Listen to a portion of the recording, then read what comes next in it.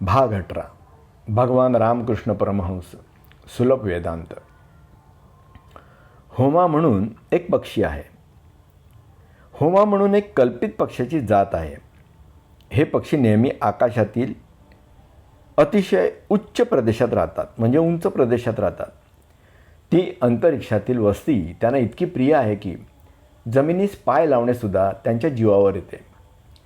फार तर काय, पण ते आपली अंडी घालणे तीसुद्धा अंतरिक्षातच घालतात असे म्हणतात. आणखी पृथ्वीच्या आकर्षणाने ती खाली पडू लागली म्हणजे पडता पडताच मध्यंतरी फुटून त्यातील पिले बाहेर पडतात. ती बाहेर पडली न पडली तोच आपण खाली पतन पावत आहोत हे त्यांस कळू लागते आणि त्या उपजत ज्ञानानेच ती पुन्हा वर आपल्या घराकडे धाव घेऊ लागतात. शुकदेव, नारद, येशू, शंकराचार्य ह्यांसारखे महात्मे त्या पक्ष्यांसारखे होत.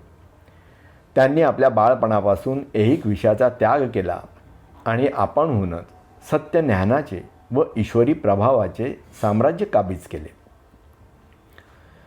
अग्नीला निश्चित आकार असा कोणताच नाही, परंतु निखारे धगधगू लागले म्हणजे त्याला काहीतरी विवक्षित आकार येतो आणि मग तो निराकार अग्नीही साकार होतो. त्याच रीतीने परमेश्वरही कधीकधी एखाद्या विवक्षित स्वरूपाने प्रकट होतो. मडक्यातील पाणी लवकरच आटून जाते.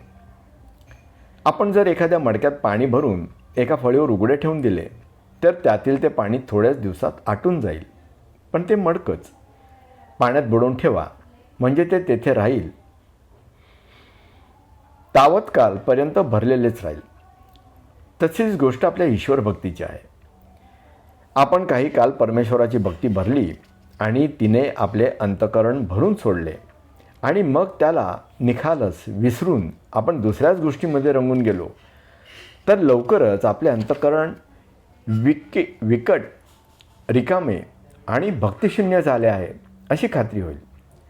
पण ते जर आपण आपले अंतःकरण निरंतर त्यात निर्मळ भक्तीत व प्रेमात बुडवून ठेवले तर पवित्र प्रेमाने आणि ईश्वर कृपेने ते भरून अगदी वाहत राहील. पावसाचे पाणी घराच्या गच्चीवरून येऊन गायमुखातून खाली पडत आहे असे दिसते, तरी ते खरोखर आलेले असते आकाशातूनच. तद्वत साधूच्या मुखातून सदुपदेश निघतो तो जरी त्याच्याच मुखातून बाहेर पडतो असा दिसतो, तरी ते खरोखरच ईशपदातूनच निघालेला असतो. पोत्यात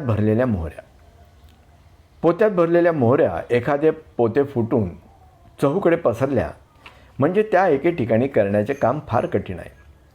तद्वत मनुष्याचे मन 10 दिशांकडे धावत सुटले आणि ऐहिक विषयांशी चिकटून राहिले म्हणजे त्यास आकलन करून स्थिर करण्याचेही काम काही सोपे नाही. घरवाला सावध असेल तर चोराचा शिरकाव होत नाही. घरवाला चांगला सावध असेल तर तेथे चोराचा शिरकाव होत नाही. तद्वत आपण स्वतः जर निरंतर जागृती ठेवली तर आपल्या अंतःकरणातील सौजन्य चोरून नेण्याला असद्विचारानेही येणार नाही. नुकते उपजलेले वासरू असले म्हणजे ते मोठे सुंदर, गोचिरवाणे आणि चपळ दिसते. ते साऱ्या दिवसभर बागडत असते. आपल्या आईच्या स्तनातील मधुर दुग्ध प्राशनापुरते मात्र काय ते थांबते. पण त्याला दावे लावले की त्याची ती तरतरी जाऊन ते हळूहळू झुरणीस लागते. त्याचा मनोरमपणा जाऊन ते राठ दिसू लागते आणि त्याचे सारे बाळसे नाहीसे होऊन केवळ हाडांचा सापळा शिल्लक राहतो. तद्वत बाळपणामुळे जोपर्यंत जगाच्या कोणत्याच गोष्टीची त्याच्या मागे काळजी नसते तेथपर्यंत तो मोठा सुखी असतो.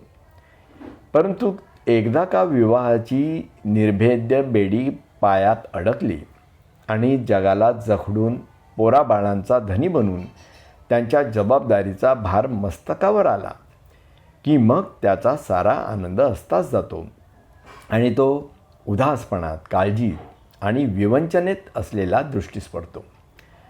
त्याच्या मुखश्रीचे तेज म्लान होते व त्याच्या कपाळावर हळूहळू सुरकुत्या पडू लागतात. जो साऱ्या जन्मभर मुलाप्रमाणे स्वच्छंद, सकाळच्या हवेप्रमाणे मुक्त, उमललेल्या ताज्या फुलाप्रमाणे टवटवीत आणि दवबिंदुवत निर्मल राहील, तोच धन्य होय. दह्याच्या गाडग्यात दूध ठेवता कामा नये. ज्या गाडग्यामध्ये आधीच दही असते त्यामध्ये दूध ठेवता कामा नये, नाहीतर दूधही दहीच बनेल, किंवा ते गाडगे दुसऱ्या कामासाठी नीटसे उपयोगी पडायचे नाही, कारण ते